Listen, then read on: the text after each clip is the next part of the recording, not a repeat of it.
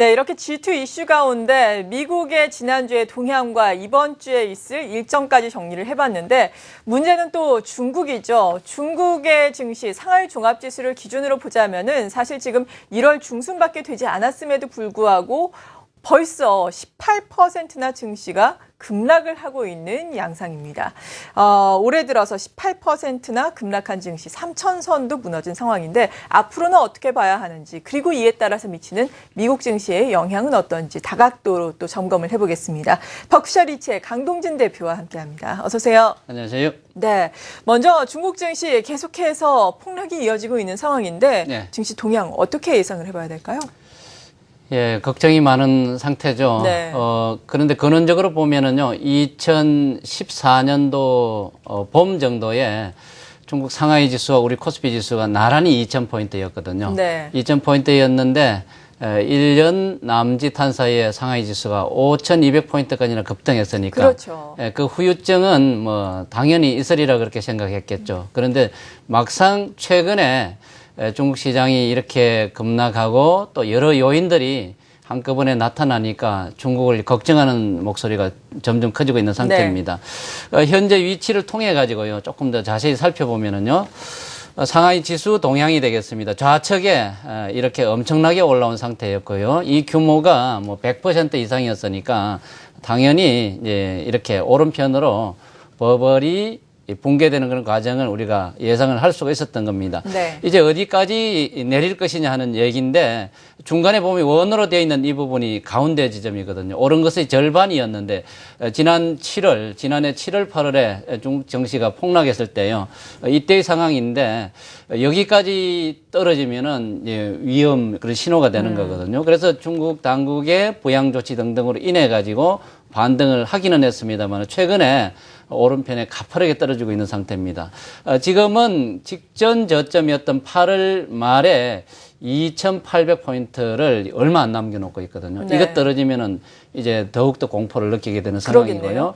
만일에 오르기 전에 지수인 2,000포인트, 거기는 안 깨지리라고 생각합니다만은 문제는 올해 내년도가 10년마다 오는 경제의 사이클, 쥐글라르 사이클이라고 여러분 잘 아실 것입니다만은 어디에선가 이런 어려운 그런 파동이 형성되게 되어 있는데 이게 중국이면은 어떡하느냐. 중국이 뭐 망하거나 그런 정도는 아니겠습니다만은 홍역을 치를 가능성이 있는 것이거든요. 네. 그래서 이 상하이 지수와 연관되는 관련 지표들을 예의주시할 필요가 있겠다 그 말씀 드리고 싶습니다. 네, 지금 지난해 8월에 형성됐던 중국 상하이 종합지수를 기준으로 보자면 전저점에 가까이 온 상황, 이 점이 붕괴되면은 더욱더 시장은 지금 불안 심리가 가중될 것이다라고 말씀을 해주셨는데 중국 증시를 비롯해서 또 문제는 글로벌 증시가 이 영향도 받고 또 국제유가의 하락을 영향을 받아서 같이 하락하고 있다라는 점 아니겠습니까? 네. 전체적인 동향은 어떤가요? 예, 제가 지난주 이 시간에 4가지의 거센 바람 그렇게 말씀을 드렸었는데요. 그때 중국 시장하고 국제유가하고요. 그다음 위안화가 공격을 받고 있다는 거하고 파생시장 얘기를 했었습니다. 이제 파생시장 쪽에 우리나라의 옵션 만기는 지나갔으니까 그것도 네. 잠잠하고 위안화도 중국 당국의 방어 노력에 의해 가지고 조금 안정이 되었거든요. 대신에 더 커진 게 이제 국제유가의 하락세가 더 커진 상태고 또 지난주까지만 해도 조금 잠잠했던 미국 증시가 이제 영향을 받기 시작한 것이 새로운 바람이거든요. 그래서 네. 여전히 4가지 바람이 글로벌 시장에 크게 영향을 끼치고 있다. 그렇게 말씀을 드리고, 지난 일주일 동안도 많이 내렸습니다만은, 아까 우리 앵커께서 소개해 주신 대로 중국 시장이 올해 들어서 얼마 2주밖에 안 됐는데 18%를 폭락했고요. 네. 문제는 큰 시장이 대부분이 10%나 폭락을 했다는 겁니다. 이게 네. 정상적이지 않은 사이클이거든요. 보통 정상의 사이클이 하락 기간에 제일 많이 내린 지수가 10% 정도면 정상이고요. 네. 평균 5% 정도 되는데 이미 2배 이상의 지금 하락폭이니까 이게 비정상적인 상황이다 하는 것을 우리가 이해할 필요가 있겠습니다. 상대적으로 선방하고 있는 지수가 우리나라의 코스닥이 거의 안 내렸거든요. 네. 안 내리는 그 배경은 조금 이따 설명을 드리고요. 터키 지수, 인도네시아 지수, 태국 지수 등등 신흥국 시장 쪽의 지수들이 비교적 안정적입니다. 이것도 좀 이례 현상이거든요. 그러네요. 원래는 금융위기 과정에서 이 신흥국 시장이 제일로 취약하리라 생각했는데 오히려 중국을 비롯한 빅마켓들이 지금 혼란을 겪으니까 이쪽은 오히려 좀 상대적으로 안정되는 그런 면을 보이고 있는 겁니다.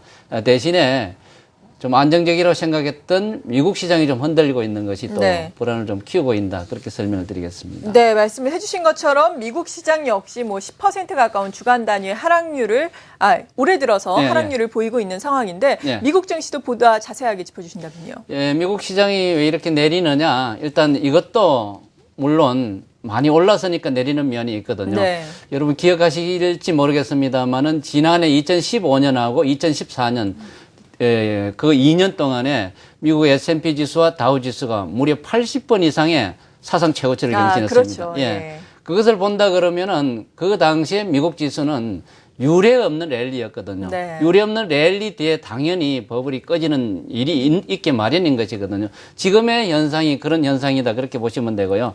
미국 시장이 걱정스럽다 그럽니다만 2012년도 이후 즉 유동성 랠리 이후의 상승률을 보면 아직도 깨졌습니다만 30% 이상 상승이거든요. 네. 그래서 그게 결코 적지 않은 그런 상승률이다. 그렇게 이해하면 되고 참고로 우리나라 코스피는 다른 나라가 그렇게 랠리를 하는 동안에 2% 올랐거든요. 네. 남들 잔치했을 때 우리가 잔치를 못한 것이 아쉬울 뿐이지 미국의 경우는 위기 국면이나 이렇게 해석하기보다는 버블이 그 정도로 컸으니까 버블이 꺼지는 과정이다. 그렇게 이해하시면 되겠습니다. 네. 지난 일주일 동안의 동향을 보면은 유동성 기울기가 완전히 안전자산 쪽입니다. 금도 올랐고 달러도 강한 편이지만 무엇보다도 채권 시장의 유동성이 몰리는 현상, 채권 수익률이 뚝뚝 떨어지는 것이 눈길을 끌고 있는 상태고요. 따라서 미국이 안정되기 위해서는 이 채권 수익률이 오르는 과정을 우리가 좀 지켜봐야 된다. 지금은 너무 가파르게 떨어지고 있다. 이렇게 정리를 해드리겠습니다. 네, 버블이 꺼지는 과정이다라고 말씀해 주셨는데 이 꺼지는 과정에서 또 하락을 더욱더 그러니까 지수를 더욱더 끌어내리고 있는 종목군들은 어떤 것들이 있는지 이를 통해서 우리가 어떤 시사점을 얻어야 하는지도 궁금한데요. 예, 제가 지난주에도 미국 시장이 대표적인 종목이 대표적으로 많이 내리고 있습니다. 그 말씀을 드렸거든요. 큰 네. 종목들이 내리고 있다는 뜻이었거든요. 예. 그 중에서 인텔이 지난주에 8% 내렸는데요. 제가 금요일 날 좀 궁금해가지고 밤을 새워서 봤거든요. 인텔의 주가요? 정말로 공포스러웠는데 네. 금요일 날 인텔의 주가가 다우지수가 500포인트 빠질 때요. 인텔은 10% 폭락했거든요. 하루 만에. 예. 네. 그 전에 8% 폭락했는데 이틀 동안 그 20% 폭락한 그러네요. 거잖아요. 네. 그러니까 그 정도로 미국 시장이 많이 흔들리고 있는 상태인데 미국 업종별 동향을 보면은 제일 흔들리는 쪽이 국제 유가가 떨어져 가지고 석유 관련주들이 많이 내렸을 줄 알고 계시겠습니다만은 사실은 금요일은 인텔 쇼크였습니다. 네. 예, 인텔의 성장성에 대한 우려 이것 때문에 많이 떨어진 면이 있고요. 그 다음에 많이 떨어진 업종이 소재 업종이었는데 네. 알코아 등등의 알미늄 업체가 무려 20% 이상 떨어졌고요. 그래서 상당하네요. 구리 관련 업체도 만만치 않게 떨어졌고 철 관련 유화 소재 관련 업종도 많이 떨어졌습니다. 또 다른 한 영역이 금융이 불안하면은 금융주가 내리는 경향이 있는데 그중에서 투자은행이 많이 내리거든요. 네. 그래서 모건 스탠리가 최근에 많이 떨어지고 있고 골드만삭스가 많이 떨어지고 있고 시티그룹도 많이 떨어지고 있다. 이게 이제 특징이거든요. 그래서 미국의 경우는 지수 연관성이 있는 금융주와 그다음에 인텔 등등의 대형 기술주들 이것들이 미국 시장에서 떨어지기 시작하는 있는 것이 불안감을 키우고 있다. 그렇게 정리가 되겠습니다. 네, 그렇군요. 이렇게 중국과 미국 G2의 증시 상황을 살펴봤는데 녹록치만은 않은 상황, 추가 하락이 예상이 되고 있는 상황입니다. 이런 가운데 기술적 이로나마 또 반등이 나올 수도 있다라고 지난주에 또 옵션 만기 이후에 기술적 반등을 예상을 해주신 걸로 알고 있거든요. 예. 가능성이 지금 어느 정도나 있겠습니까? 이 그림을 통해서 이제 예. 점검을 해봐야 되겠죠. 복습을 한번 해보겠습니다. 네. 코스피는 현재 어디 위치에 와 있는지 제가 지난주 월요일 날 시장이 참 안 좋습니다 하는 과정에서 옵션 만기일 전후로 기술적 반등의 가능성이 있습니다 말씀을 드렸는데요. 코스피 지수 동향을 한번 보시겠습니다. 네. 좌측으로 아주 추세적으로 시장이 안 좋은 모습이죠. 그죠? 그러네요. 그런데 오른편에 보면은 계란의 노른자위 같이 하방 경직성의 모습을 상당히 이렇게 보였었는데 네.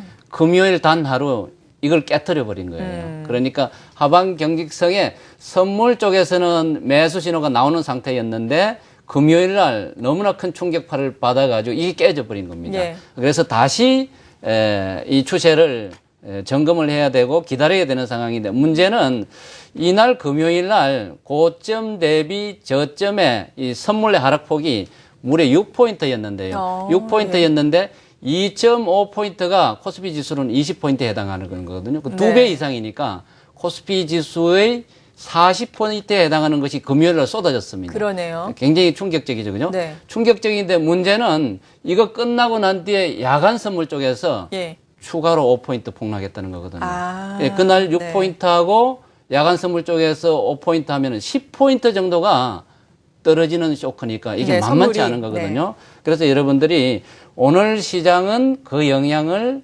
다분히 받을 가능성이 있다는 것을 네. 염두에 두시고 현재 코스피 위치가 그 정도로 좀 좋지 않은 상황이다. 그렇게 되면은 코스피의 직전 저점이 지난해 8월에 1800포인트였거든요. 그러네요. 1790, 1800포인트였는데 예. 사실 그때보다 지금 우리나라 원달러 환율이 위에 올라갔거든요. 원화가 떨어졌거든요. 네. 그걸 감안하면 지금의 위치가 그 위치거든요. 그렇게 되면 달러 표시 지수가 그 위치이기 때문에 오늘 떨어지는 것부터는 새로운 저점이 되는 겁니다. 아, 달러로 환산을 하면요. 예, 외국인들이 보는 시각에서 예. 보면요. 그 정도로 지금 시장 상황이 좀 불안한 위치고 하방 경직성을 우리가 기다려야 되는 상황이다. 이렇게 말씀을 드리고 싶은 겁니다. 네, 계속해서 다소 보수적인 방어적인 전략이 필요하겠네요. 예, 그렇죠.